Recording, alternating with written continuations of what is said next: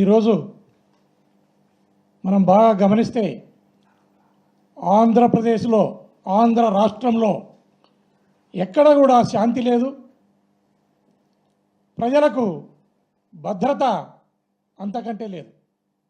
ఎందుకు ఈ మాట అంటున్నానంటే ఈరోజు రాష్ట్రంలో యావత్ పోలీస్ వ్యవస్థ నారా చంద్రబాబు నాయుడు గారి కబంధ హస్తాలలో చిక్కి చెల్లమైపోతూ ఉంది.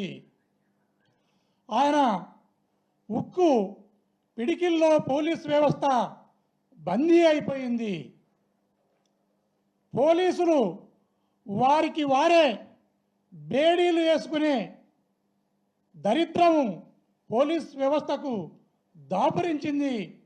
అందులో భాగంగానే యావత్ భారతదేశంలో ఎక్కడ లేని విధంగా ఒక సీనియర్ ఐపీఎస్ ఆఫీసర్ని జైలుకు పంపి నెక్స్ట్ మళ్ళీ ప్రభుత్వం మారితే అది ఒక సాంప్రదాయానికి తెరదీసిన రోజును మనం గుర్తు చేసుకోవాల్సిన పరిస్థితిని కూడా మనం ఈరోజు తెలుసుకోవాలి.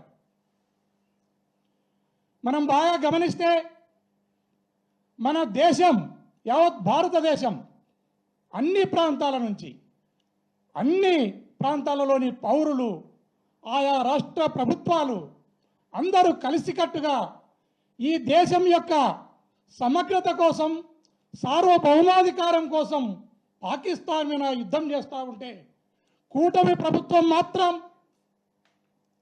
మా వైఎస్ఆర్ కాంగ్రెస్ పార్టీ మీద యుద్ధం ప్రకటించింది. అడవి పంది వచ్చి చేనును మేసిపోతే పొలాన్ని మేసిపోతే ఊర పంది చెవులు కోసినట్లు ఈ ప్రభుత్వం వ్యవహరిస్తూ ఉంది. దీన్ని ప్రజలందరూ కూడా గమనించాలి అని నేను వేడుకుంటున్నాను.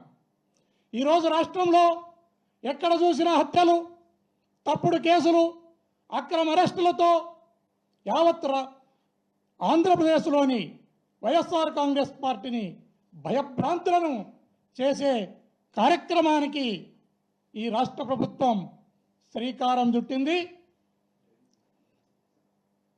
ఎప్పుడు ఎలక్షన్ జరిగినా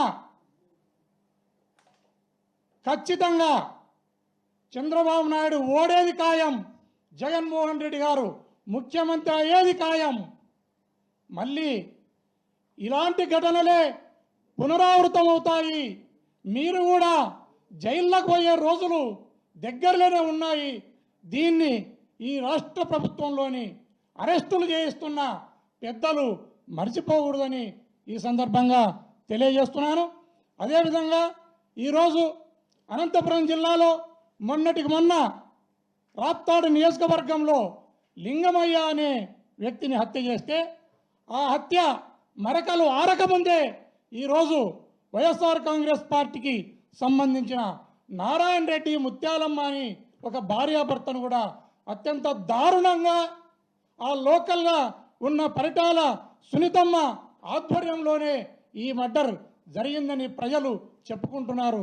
ఇలా హత్యలు చేసుకుంటూ ఈ హత్యా రాజకీయాలను కంటిన్యూ చేసుకుంటూ పోతే ఈ ప్రజాస్వామ్యానికి ఎలాంటి విఘాతం కలుగుతుందో ప్రజాస్వామ్యవాదులంతా కూడా గమనించాలి.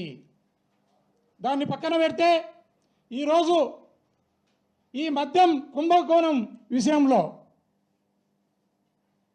ఈ రాష్ట్ర ప్రభుత్వం చేస్తున్నది ఏంటంటే ఖచ్చితంగా దీంట్లో జగన్మోహన్ రెడ్డి గారిని అరెస్టు చేయాలి అన్న ఉద్దేశంతోనే ఈ ప్రభుత్వం ముందుకు పోతా ఉంది. ఆయనను అరెస్ట్ అయినా చేయాలి లేదా భౌతికంగా అయినా ఆయనను నిర్మూలన చేయాలి అని కంకణం కట్టుకున్నట్లు ఈ రాష్ట్ర ప్రభుత్వం భావిస్తూ ఉంది. ప్రజలందరూ కూడా అదే భావనతోనే ఈ ప్రభుత్వం పట్ల ఆ భావన కలిగి ఉందని ప్రజలందరూ కూడా భావిస్తున్నారని ఈ సందర్భంగా తెలియజేస్తూ